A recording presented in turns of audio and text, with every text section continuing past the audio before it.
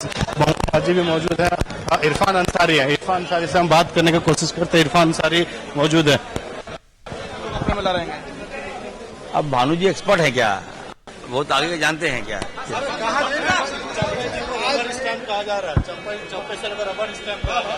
थोड़ा सा आगे चलते तो आपने आज उनके वक्तव्य को सुना, भाषण को आप लोगों ने देखा, कितने मजबूत हैं।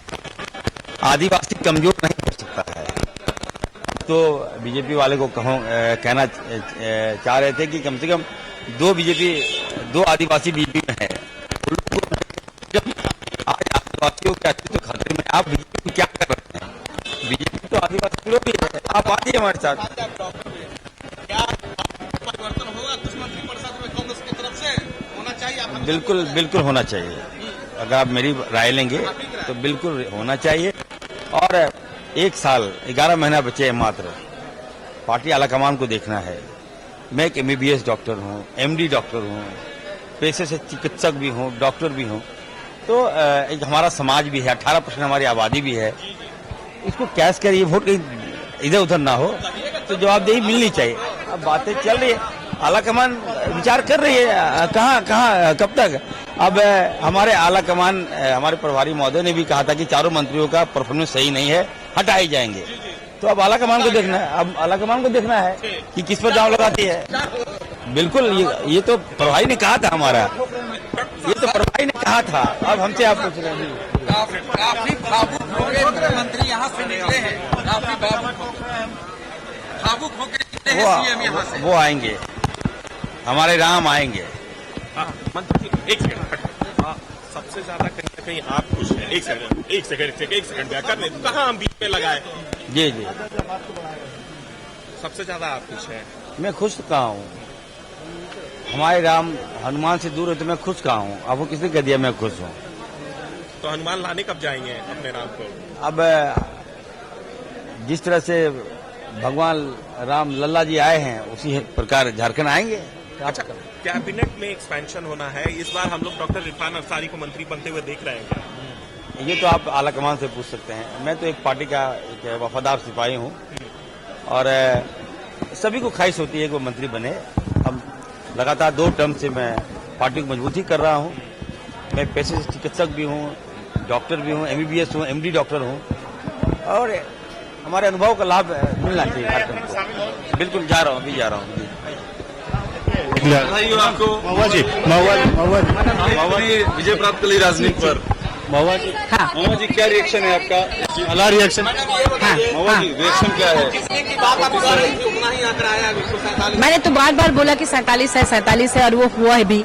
भाजपा खुद ही इस तरफ से लोगों को गुमराह करने के लिए ऐसी बातें कर रही थी और इसीलिए वहां पर जब राजभवन से समय मांगा जा रहा था तो टाल मटोल किया जा रहा था। जबकि बिहार में 5 घंटे के अंदर अंदर शपथ ग्रहण हो गया, चूंकि वहां भाजपा की सरकार थी बनी। लेकिन यहाँ पर आपने देखा कि 22 घंटे के बाद बहुत मुश्किल से समय भी मिला। जब उन्होंने वहां पर दावेदारी पेश की थी उसके 22 घंटे के बाद 5:30 बजे अगले दिन, तो भी ये नहीं कहा गया कि कब शपथ ग्रहण करेंगे। फिर कहा गया अच्छा देखेंगे, सोचेंगे।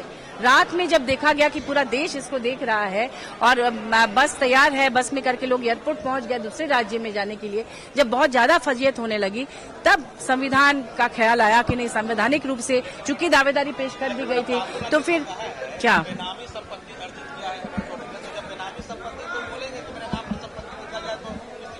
वो तो आज तो माननीय हेमंत सोरेन जी ने साफ कहा कि अगर वो 8.5 जो एकड़ की बात कही जा रही है जिसके आधार पे उनको गिरफ्तार किया गया है, उन्होंने कहा कि अगर वो जमीन उनके नाम पर है तो वो अगर कागज कोई दिखा दे तो वो इस्तीफा भी दे देंगे, मतलब संन्यास ले लेंगे, राजनीति से झारखंड छोड़ देंगे।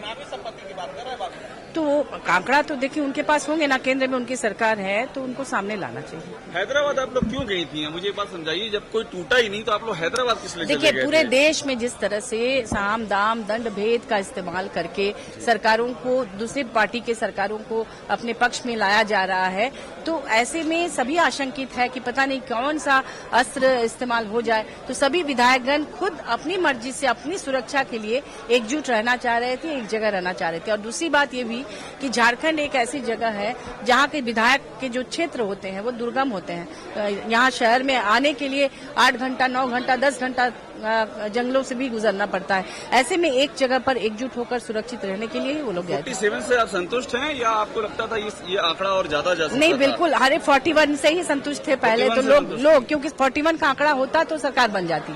हम लोग तो आश्वस्त हैं कि हमारे लोग अपने साथ हैं। कोई बीमार है, कोई मान लीजिए ऑपरेशन कर रहे हैं, कोई किसी कारण से बाहर था, इसलिए हम अब सारी तोड़फोड़ की आशंका खत्म हो गई? बिल्कुल खत्म हो गई। सरकार कार्यकाल पूरा करेगी और 2024 में भी फिर से ये सरकार बनकर आएगी। विश्वास मत हासिल करने में कितनी मशक्कत करनी पड़ी? एकदम मशक्कत नहीं करनी पड़ी क्योंकि तमाम लोगों ने साथ दिया, सब एकजुट थे। आपने देखा पहले भी परेड करके 2-3 दिन पहले भी परेड किया गया और आंकड़े बताए गए। 41 ही चाहिए था, उससे बहुत ज्यादा आंकड़े हमारे पास हैं और ये सरकार कार्यकाल पूरा करेगी। लोकतंत्र की जीत हुई है और इस तरह से जिस तरह से हर राज्यों में तोड़फोड़ की साजिशें रची जा रही हैं, मुझे लगता है अब उस पर विराम लग जाना चाहिए क्योंकि अब देश देख रहा है कि ऐसी साजिशों को कैसे विफल किया जाए। और माननीय हेमंत सोरेन जी के सूझबूझ से उन्होंने जिस तरह से रणनीति बनाई और तमाम गठबंधन के साथियों ने साथ दिया और सब लोगों ने एक चट्टानी एकता दिखाई और वो उन्होंने कहा, तो हमारे एक विधायक ने कहा कि हम बिकाऊ नहीं टिकाऊ हैं। तो विधायकों पर भी जो आरोप लगाए जाते थे वो भी झूठ साबित हुआ और सभी लोग एकजुट रहे और इस लोकतंत्र की जीत में सबकी भागीदारी। देखिए, वहाँ जीते और तस्वीर